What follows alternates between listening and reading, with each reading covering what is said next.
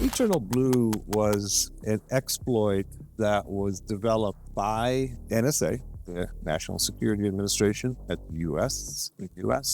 And basically what it allowed them to do is to basically take over and control any machine, any Windows machine. Let's be more specific. Any Windows machine. This is what makes this such a powerful exploit. So this kind of gives us, we can do all kinds of things. We just do the help screen, and then it shows us we can do a hash dump on it. We can get the system. If we didn't already have the system, we could use Mimikatz to get all the passwords on the system. You could do a key scan. Most of these will work. Like we can clear the EV. Hey everyone, it's David Bombal back with the amazing Occupy the Web. OTW, welcome. Thank you, David. It's always an honor to be on the best YouTube channel for IT and cybersecurity. Well, I'm always, thankful that you say that, and you're one of the reasons for that. Just for everyone who hasn't seen our previous videos, amazing videos that I've done with Occupy the Web. He's the master at this, so really appreciate you sharing your knowledge. But you've also written a bunch of books, so have a look at this book, Linux Basics for Hackers. Very, very popular. OTW, still very popular on Amazon, right? Oh yeah, it's still the best-selling Linux book on Amazon, even though it's 5 years old. And we hope to have a second edition out before 2024 is out. We do have the video companion to the second edition at Hackers Arise, but we don't have the printed version of the book out yet. That's up to No Start. I'll put those links below. OTW, you've also written this book, right? One of my favorites, Network Basics for Hackers. Sorry, go on. Yeah, Network Basics for Hackers. That's been a very good selling book. And also we have the Getting Started Becoming a Master Hacker. And the reason I bring that one up is because in that book, we do an in-depth study in there of the EternalBlue exploit that was developed by the NSA and was stolen. So we look at it from a lot of different perspectives, from a Wireshark perspective, from a Python perspective, from a Metasploit perspective. We look at it from a vulnerability scanning perspective. So we use it throughout that book to understand better how that particular exploit works, because it's one of the most important exploits in the history of hacking, which brings us to what we're going to talk about today. We're going to talk about EternalBlue. And I'm really glad you're doing this because there's a lot of interest, right? Well, people keep on telling me there is. It's now a 7-year-old exploit. And so you're not going to find many systems that are actually vulnerable to it. But what it is useful to us, to all of us in this industry, is to understand the development and the functioning of an exploit like this. An exploit that basically could take over and control any Windows system at the time it was developed. And so it still has some usefulness, but most of the systems have been patched by Microsoft. But we can learn a lot by studying. So that's why I highlighted it in my 2019 book, Getting Started Becoming a Master Hacker. So let's just tell a little bit of the story behind EternalBlue. EternalBlue was an exploit that was developed by NSA, the National Security Administration at the US. And basically what it allowed them to do is to basically take over and control any machine, any Windows machine. Let's be more specific, any Windows machine. At that time, it was limited to Windows 7. It's now been ported to Windows 8 and Windows 10. So it gave the NSA the ability to spy on any Windows machine on planet Earth, and maybe some of those that are not on planet Earth. Okay, and so, And none of us knew about it. Nobody knew about it. NSA was using it to spy on the people they wanted to spy on, and they basically could point this exploit at any machine, any Windows machine. Let's be clear, Linux machines is not vulnerable to this, or Apple Mac machines are not vulnerable to this exploit, but any Windows machine, which means 90% of the systems that are out there. And we didn't really know anything about it until it got stolen. So it got stolen in, I guess it was still the winter of 2017, a Russian hacking group, okay, came in and stole it. It appears that it was stolen from a NSA contractor who had taken it home. Yep. He had taken it home, and then he got hacked, and all of the materials that he had were then stolen by this group. And then this group went ahead and put it out on the internet and to sell it. All right. So they put it out for auction. Anybody who wanted it. Yeah. They were going to auction it off to anybody who wanted it. And they got, it was all by Bitcoin. They received no bids. They received, and you can only imagine why they received no bids on it, right? They received no bids on it because people knew that it belonged to NSA.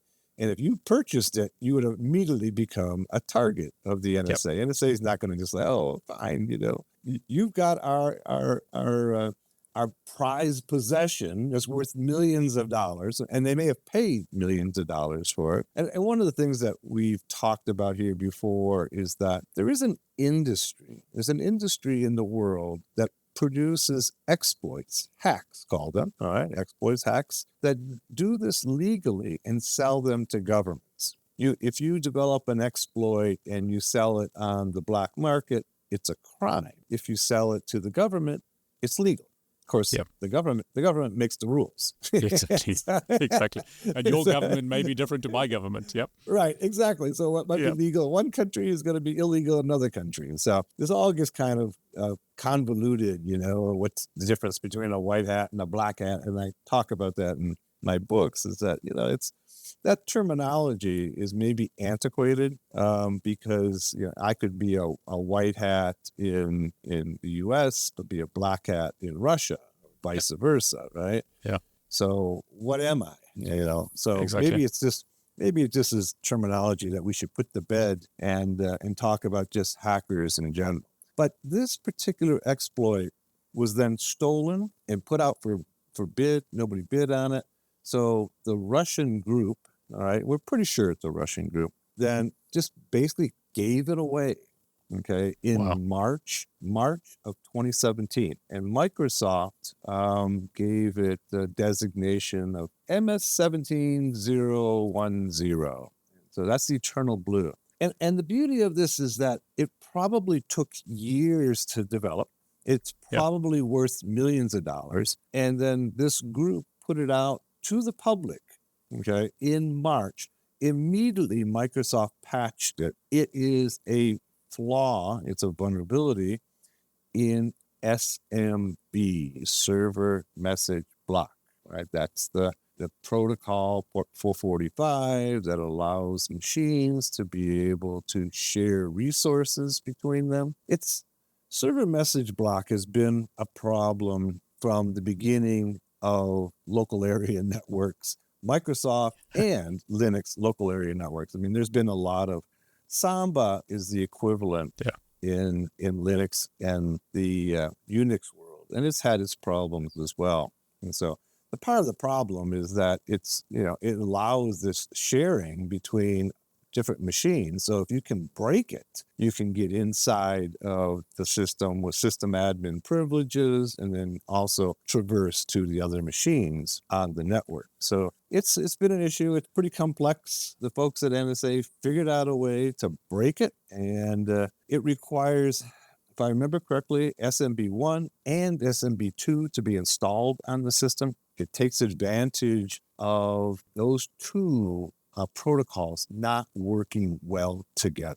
So they went ahead and the Russian group put it out on the internet, and then immediately everybody seized upon it and started using it. And we saw a whole proliferation this is the spring of 2017, a proliferation of ransomware particularly, right? There was a lot of people just hacking Windows 7 systems and Windows 8 systems with it. But we saw a proliferation of ransomware, including Petya, NotPetya, WannaCry. They all used EternalBlue. One of the things that you have to understand about ransomware is that ransomware inside the system is not that different. right? Basically, what ransomware does inside of any computer system is it tries to, first of all, it starts a process. Then that process goes and searches for all the storage devices. Yeah. And then that process then looks for files with a particular type of extension like doc, XLS, PDF, all of the things that will be valuable files to you, whoever you are. Like we've seen some hospital systems this week have gotten hacked. And so it might even include SQL files. I've seen, and usually there's a list within the ransomware, you'll see a list of about, maybe 50 extensions. So the ransomware goes and looks for all of those files. So it goes out and it finds all those files, and then it begins to encrypt them. So that part is pretty standard within any ransomware. There's going to be variations, but that's the process that ransomware does. But the key is, how does the ransomware get inside the system in the first place? And so that's a harder task, right? Once you're inside, running the ransomware and encrypting all the files, starting a process, finding the storage devices, finding the extensions, and then encrypting them, that's almost boilerplate at this point. The problem that all ransomware has is how you get inside the system. Well, of course, there's always social engineering, right? Get somebody to click on a link, right? Click on a link, open a document, open up a JPEG file.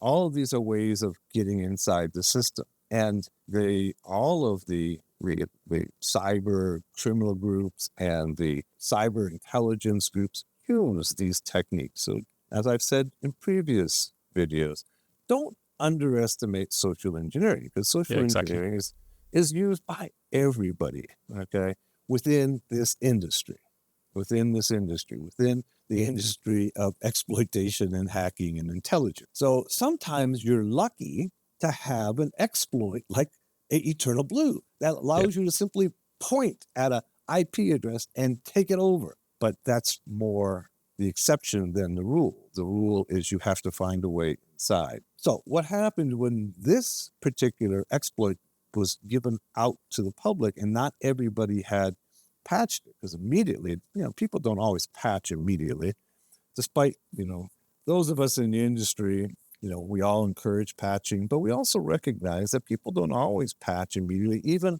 big commercial organizations. Why not? Well, because sometimes the patches will break the system. They'll break the other software on the machine. So you have to, before you patch your production system, you need to test it in a laboratory environment to make sure that everything is going to still work after you've patched it. You don't just, if you're Amazon, you don't just automatically put a patch in place and all of a sudden it breaks all your other software and you're down for days or weeks. No, that's not wise, right?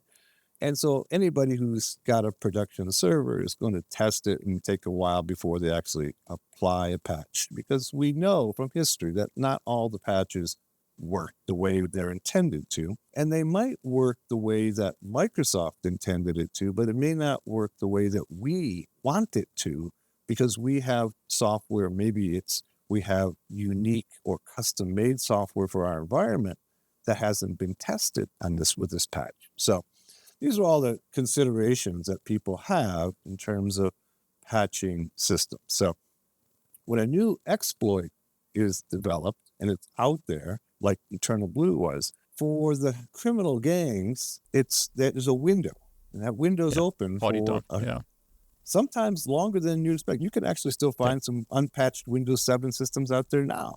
Windows 8 systems, you still can. But it was a big window open in early 2017, and all the criminal gangs were trying to take advantage of it.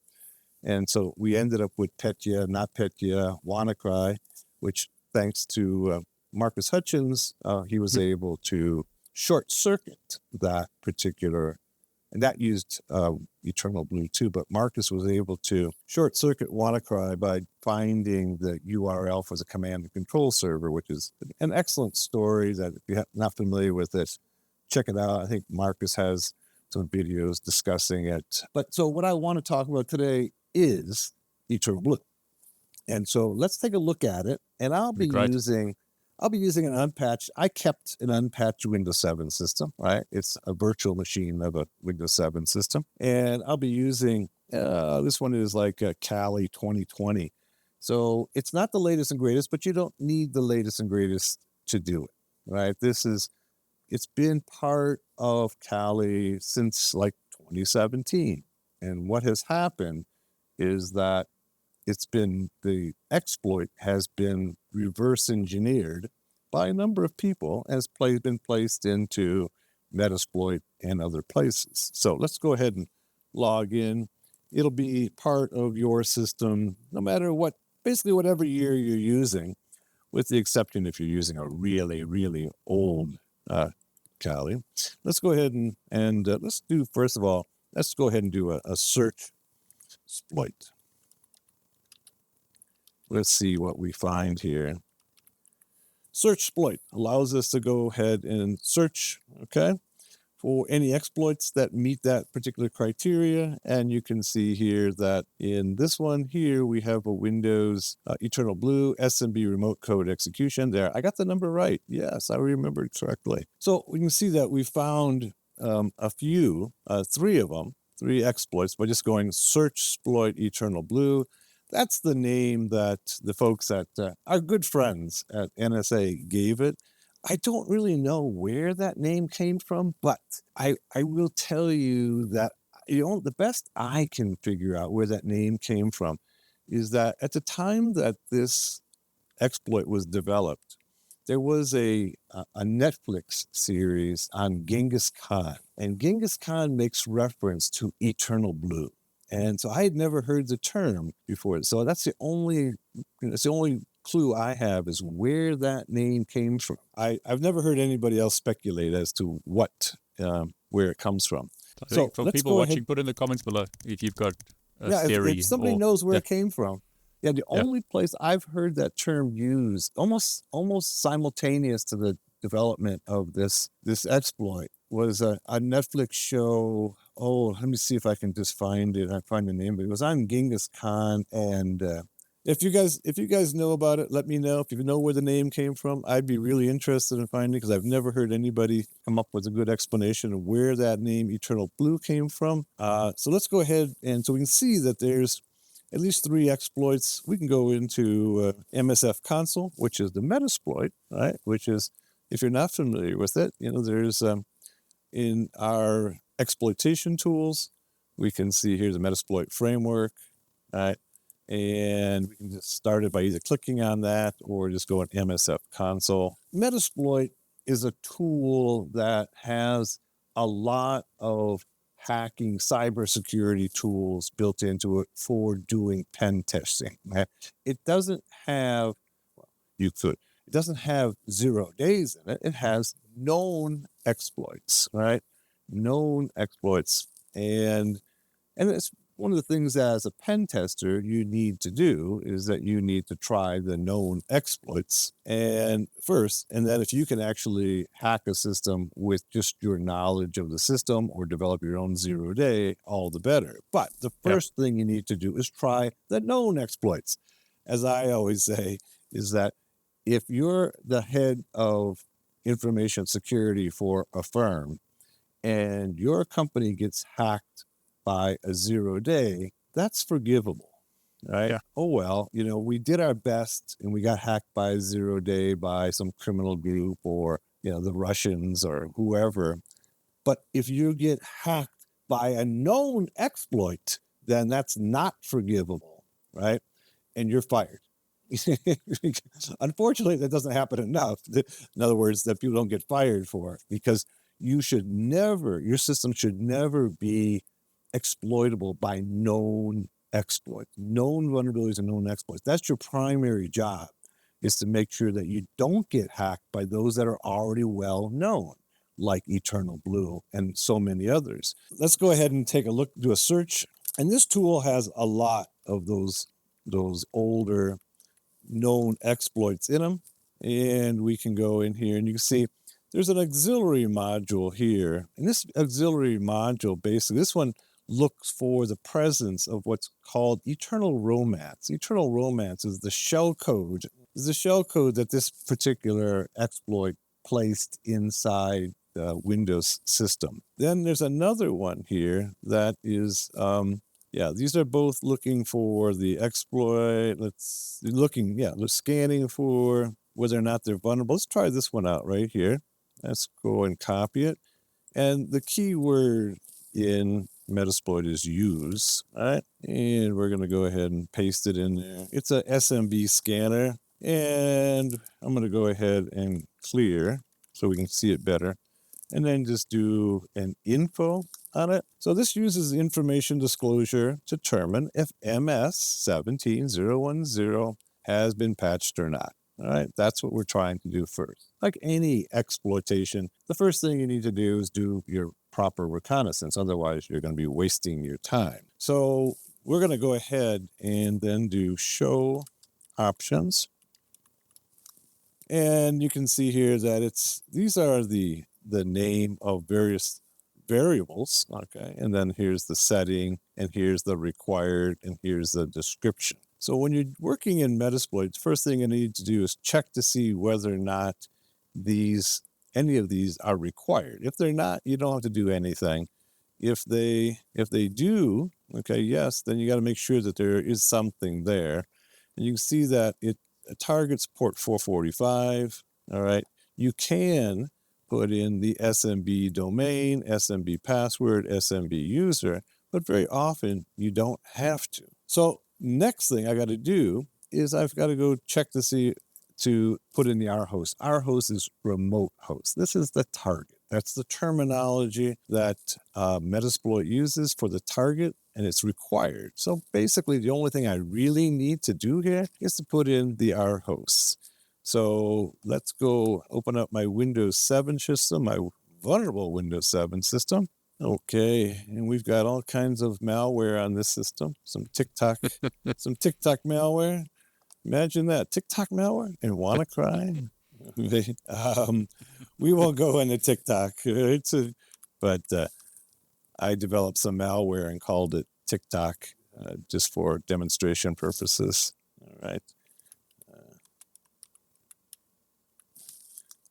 All right, 109. All right, let's go ahead and try that. So set our host to 192.168.109. Our host was the old terminology. Our host, the plural, is the new terminology. They're basically linked. So either way, it works. You can see it set our host here. All right. Great. So now what we're going to do is just go to see whether or not this system is vulnerable to EternalBlue. All right, so let's go ahead and just you can either do exploit or run. Okay. It's vulnerable. Look at that. Okay, great. Okay, so we know the system is vulnerable. All right, and basically it's having SMB 1 and 2 on the same system. All right, if you take out SMB 1 on these systems, they're not vulnerable anymore. But oftentimes, because of legacy systems on the network, people will still leave in SMB1 with SMB2 and SMB3, and the whole network then becomes vulnerable. So you can see here that this particular exploit, this is actually a scanner, was developed by Sean Dillon at RiskSense, okay? So give him a shout out. And basically what it does is it just goes and checks to see whether or not there's that service of SMB1 and SMB2 on the same system. Next, we're going to go ahead and look for the search. And then we're going to type and then exploit, the little lesson on how to use Metasploit for, what I really wanted to do was exploit and then EternalBlue. If I just put in exploit, I get lots and lots of exploits. 2,044 in this case. But I want very specifically this one right here. All right. And I'm going to copy it and then use it. And I'm going to repeat that if you're using a newer Metasploit, that's fine. If you're using an older Metasploit, it's probably going to be fine as long as it's older than 2017, right? This has been built into Metasploit and to Kali for 7 years now. So either one is it's gonna work pretty much the same. There's not going to be really any big differences. When they came out with Metasploit 5, like in 2018, Metasploit changed in subtle ways and made it easier to work with, what have you. But you could still even use some of the older ones or the newer ones. Either way, it's not going to make a whole lot of difference in trying to use this particular exploit. First thing I always do is I want to know, what is it that I'm working with here? I'm going to go info. And you can see that this module's port of the equation group, EternalBlue exploit. So what's the equation? Equation group is a contractor to the NSA. I've talked about this before, that, whether you be in China or whether you're in the US or whether you're in the UK, whether you're in Israel or you're in Russia, each one of those intelligence agencies uses contractors. All right. They use contractors to do a lot of their work. So all the spying isn't being done by the spy agency. They work with private companies who do a lot of the development and actual spying for them. As a matter of fact, those of you who are familiar with the Edward Snowden story, right? Edward Snowden is the fellow who revealed all the information about NSA, I think 2013, 2014. I don't remember exactly what year. It was right around there.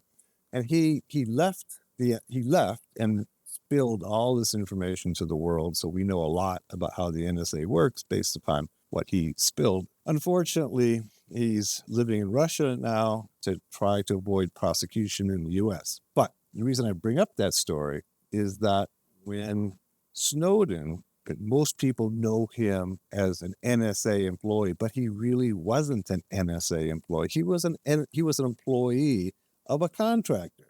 And the contractor he was working for was Booz Allen Hamilton. Okay, Booz Allen Hamilton is one of the premier cybersecurity technology management consulting firms in the US, and they have offices all over the world, and they work closely with NSA. Snowden was actually working for Booz Allen Hamilton, who some of their employees are students at Hackers Arise. So just stick that in there, okay? I like it. Those of you at Booz, I'm giving you a little plug here, okay? Because you guys have come to study with us. We love you. So anyways, Booz Allen Hamilton was the employer of Snowden at the time, and they do a lot of work with NSA. This was probably Booz Allen Hamilton. Nobody knows for sure, but the equation group was probably a division of Booz Allen Hamilton.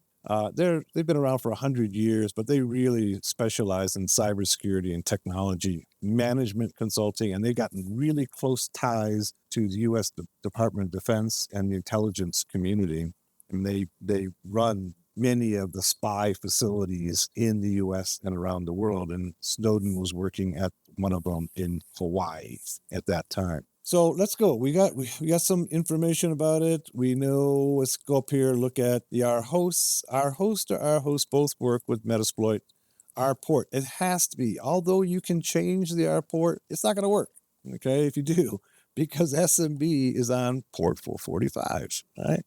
So really, the only thing this requires is that we go ahead and point it at an IP address. That's the power of this particular exploit, is that in 2017, the NSA had the capability of pointing this exploit at any system and taking control. So that's what we're going to be doing. We're going to be basically replicating what NSA was able to do up until 2017. And now I'll bet, sure, that they have something similar, but we don't know about it yet. But we probably will down the line, okay?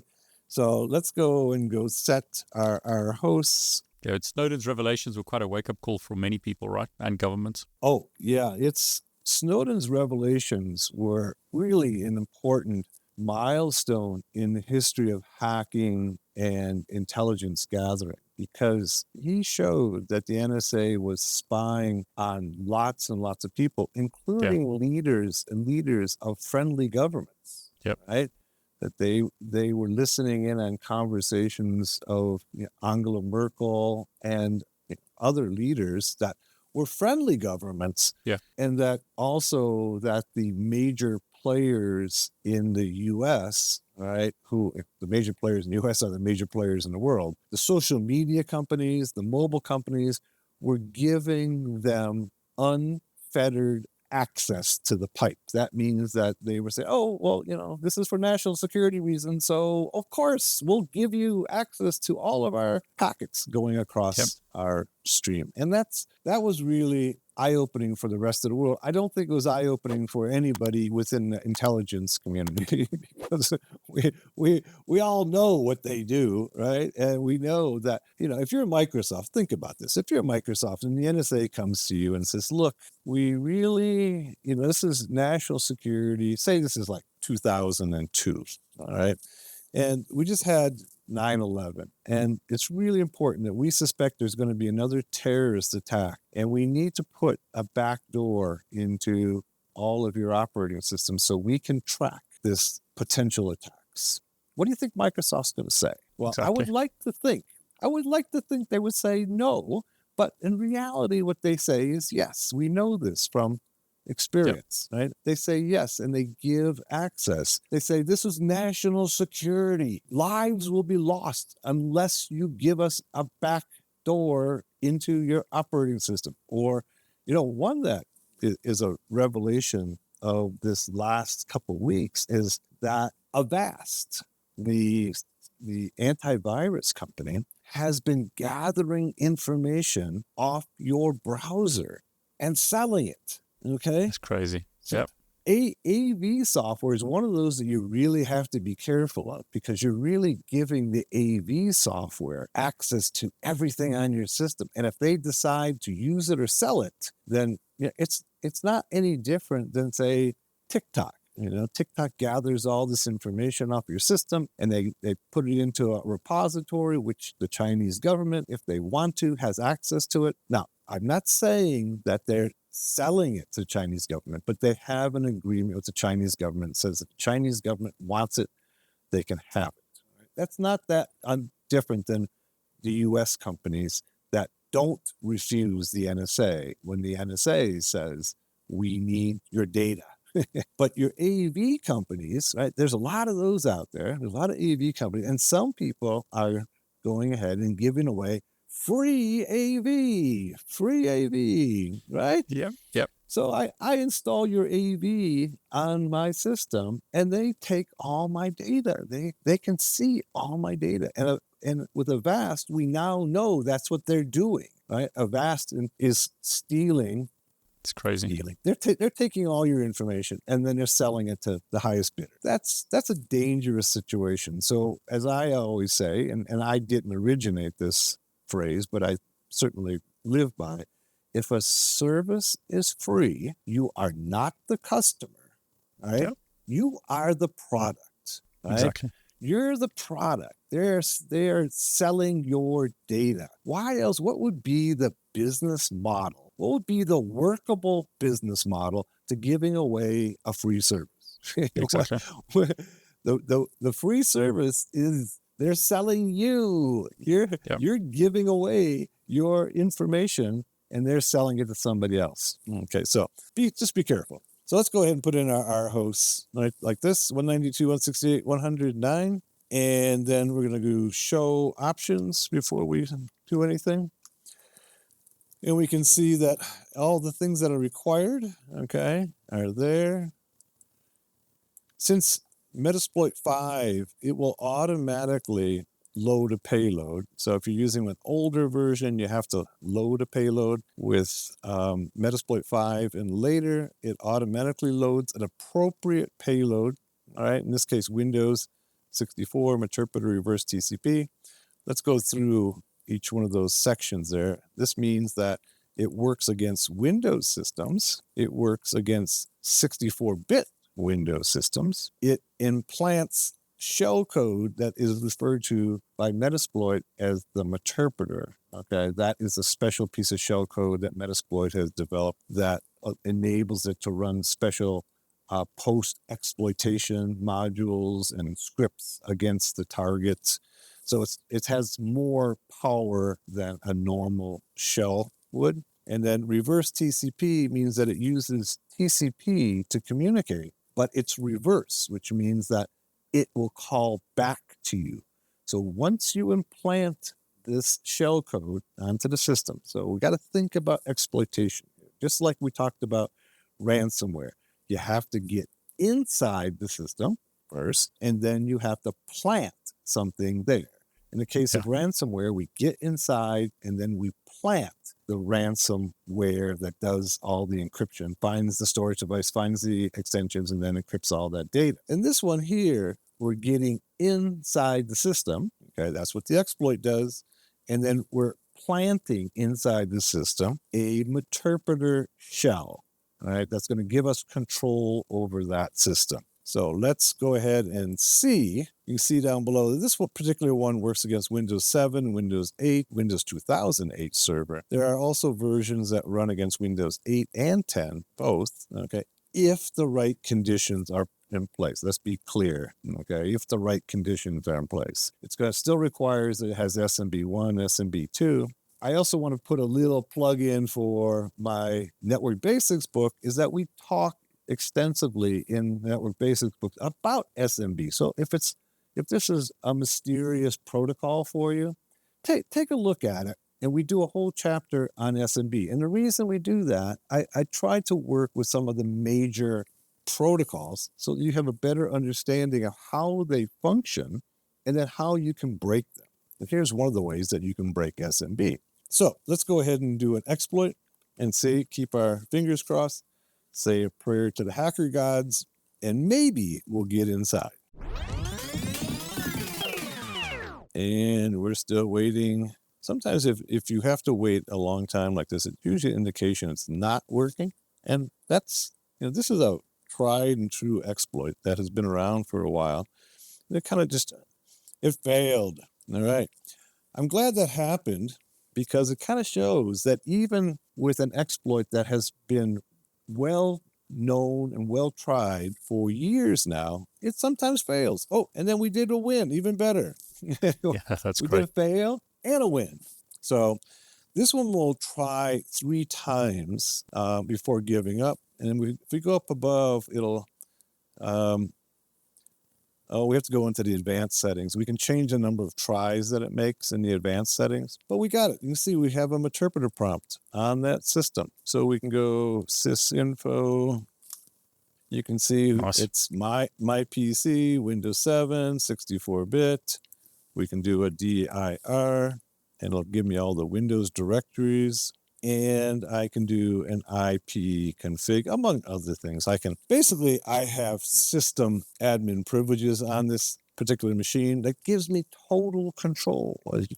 Those of you who aren't familiar, when you get inside of somebody else's system, generally you're going to get in as a regular user, right? And so you're going to be limited by the privileges of that user, which means you're not going to have total control. You're only going to have the control of that user.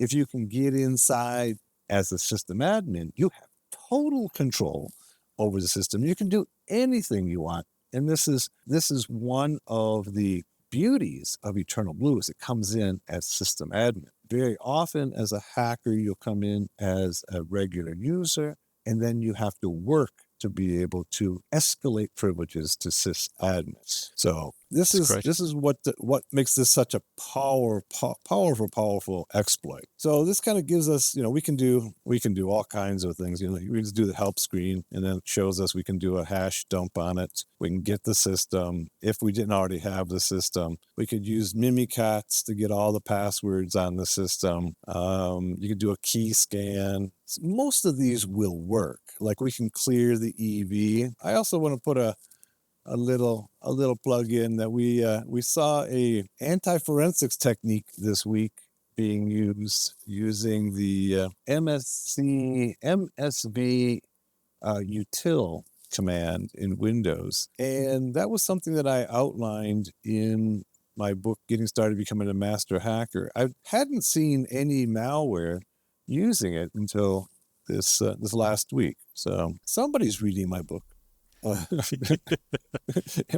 and we use that technique in my anti-forensics class as well. Let's just do a quick hash dump, right?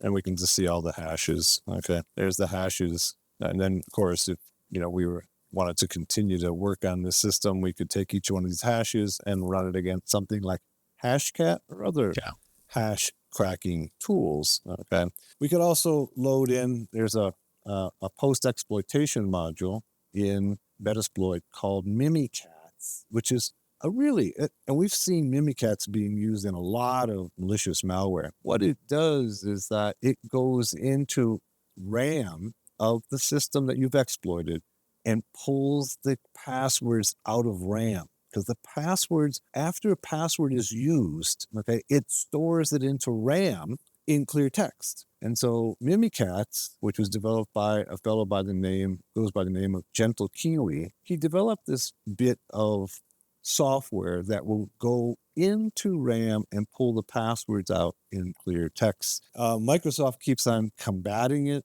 It keeps on, Gentle Kiwi keeps on improving it, and they go back and forth on that. But it's a really good piece of software, and we've seen it used in lots of the malware that's around the world. People will first come in and they'll exploit a system, and then they'll run Mimikatz, is what it's called, Mimikatz, Mimikatz, and it'll go into the RAM and pull the passwords out. Those of you who are Mr. Robot fans, all right, may have remembered that Angela, I don't remember what season it was. Maybe it was season 1, near the end of season 1 or season 2. Angela has to go get her boss's password, all right? And she basically social engineers him away from his office, away from his machine, and she uses a thumb drive with Mimikatz on it, and then goes ahead and executes it on his system to get his password. So it can be used on a thumb drive externally, all right, or you can use it through Metasploit. Either way, it's one of those pieces of software that any hacker pen tester should be familiar with. And its value is clear by how many malicious and intelligence community hacks use Mimikatz. The guy's name, Gentle Kiwi, is actually Benjamin Delpy, which, by the way, he's a guy that I'd like to see you invite on your show. Okay? Good idea. Benjamin Delpy is an interesting character. So Benjamin Delpy developed that and keeps the Gentle Kiwi, he keeps Mimikatz going. Now, so we've gone ahead and used it. Let's take a look at what it actually is doing from a Wireshark perspective. These are actually, I've taken the exploit, run it against the system, and then I've captured from Wireshark, I've captured the key packets showing you the the protocol request and response, right? What's called a tree connect. Okay, in this case, it's to 192.168.190.98.203 and the IPC. So what this is doing is it's initially just trying to connect to the SMB initially. And then what it does is, you can see here, it does the trans2 request setup, trans2 response. Okay, it keeps on trying to do this trans response. And this is sending packets. What it's trying to do is take SMB1, SMP2, and divide an integer in them to get I also forgot that the city of Baltimore was attacked by this 2 years later. That's a good example of somebody who didn't patch for a long, long time. We talked about Petya, NotPetya, and WannaCry being, using EternalBlue. Those attacks cost billions of dollars. There was billions of dollars of damage there, okay, in both lack of uptime, okay, by certain companies, and the ransoms that were paid. So it was really had a big impact on the world. There's a lesson there, right, about governments developing exploits. I think there definitely is. I mean, I think that we can't ignore the fact that when governments develop these exploits, that there's a good chance they're going to get out and cause a lot of damage. like the UK government wanting to get backdoors in encrypted protocols, like on applications like WhatsApp and VPNs and stuff. It's like, if they can do that, at some point a hacker's going to get access to it. Exactly. Yep. So one of the things we also didn't mention at the beginning was that it was the entity who stole it was called the shadow brokers. So just kind of put that out there. We didn't mention that. We mentioned it was a Russian group, but they went by the name shadow brokers. All right. And they're the ones who went ahead and sold it. EternalBlue relies upon a mathematical error when it's trying to create what's called an NTFEA structure, okay, where basically this is where the amount of memory is being allocated, and then there's a miscalculation that creates a integer overflow that causes less memory to be allocated than expected. This requires, okay, both SMB1 and SMB2, and then this triggers a buffer overflow. The buffer overflow then is going to allow the transaction 2 and the NT transact, these right here, to be able to put too much data, okay, into the packet that allows the buffer overflow to take place, and then allows the attacker to put in their own remote code. In this case, we put in the interpreter. I'll show you some more examples of what's going on here from the Wireshark perspective. Okay, so here's the NT trans request. These are the things that are going ahead and trying to put in too much data into the particular memory area. Remember that the most powerful exploits are usually buffer overflows. And so this requires that you identify a memory area that basically doesn't have bounds on it, right? It doesn't have bounds. Bounds are ways to limit how big the memory area can be. So in this case here, they were able to find a variable that was unbounded and then overflow it with these NT transaction requests. I'll show you a few. Here's the data count right here, 66512. And let's go to the next frame here. And so here's the NT trans request header. This is all sending the data into the area that's being overflowed. And then ultimately, you're getting here the status invalid parameter, SMB2. You can see it right there. So this is where it's going ahead and putting too much data into that particular buffer. And this then allows the attacker, us, to be able to put in a payload, okay, shell code, in that allows us then to take control of the system. Because SMB has system admin privileges, it allows us then to come into the system with system admin privileges and take total control over the system. So this is what's going on behind the scenes. This is actually the exploit as it's sending packets to the target, and we can view them through Wireshark. And all I've done here is to filter by SMB and see what each one of the packets are doing to the SMB in this particular exploit. I also have a script. And once again, I want to give some credit to Sean Dillon and some others who reverse engineered this exploit. Sean Dillon, I think, is at a company called RiskSense. And a lot of people, when this first came out, were trying to reverse engineer it. And I think Sean was the first one to effectively do it. In my book, Getting Started Becoming a Master Hacker, I also have the Python script, okay, for exploiting. This is obviously, we were using a Metasploit script, which is written in Ruby, but we also have in that book the Python script that does exactly the same thing in terms of exploiting Windows 7, Windows 8, Windows 10 systems with SMB1 and SMB2. So let's be clear that those two are requirements to be able to exploit the system. So if you're using this against a Windows 10 system and it doesn't work, well, that's because probably it doesn't have SMB1, SMB2 together. So that's where you get the miscalculation that creates the integer overflow that generates the buffer overflow.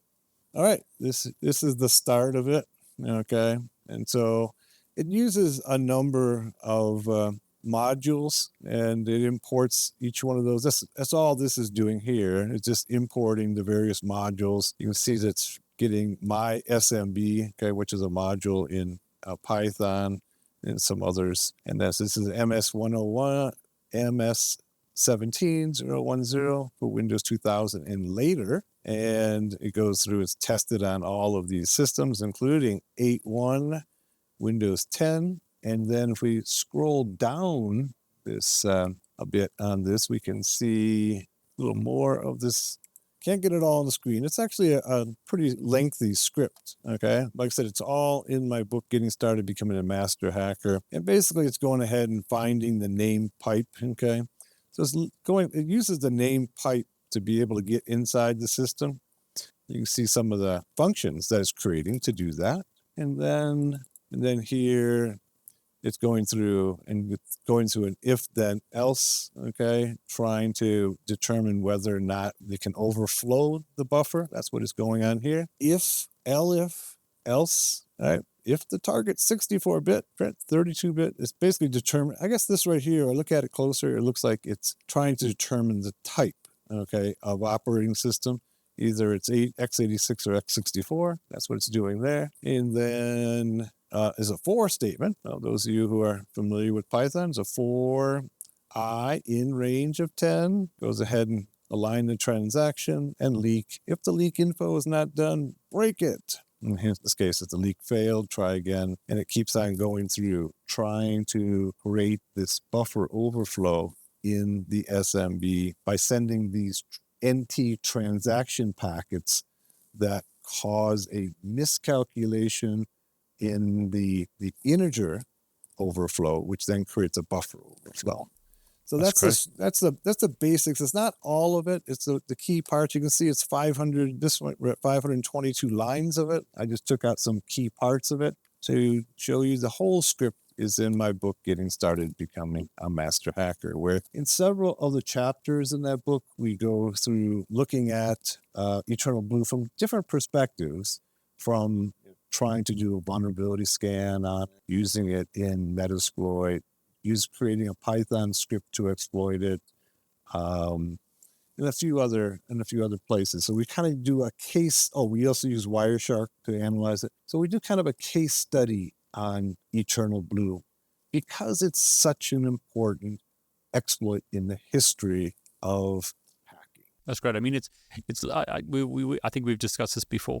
You can learn so much by looking at the old stuff, even though it's not perhaps going to work today, but you just learn the process. Yeah, I think that's really important that, we look, anybody who's in this industry, to look at what's happened in the past. You can learn a lot about the functionality and the process of developing exploits by looking at the past.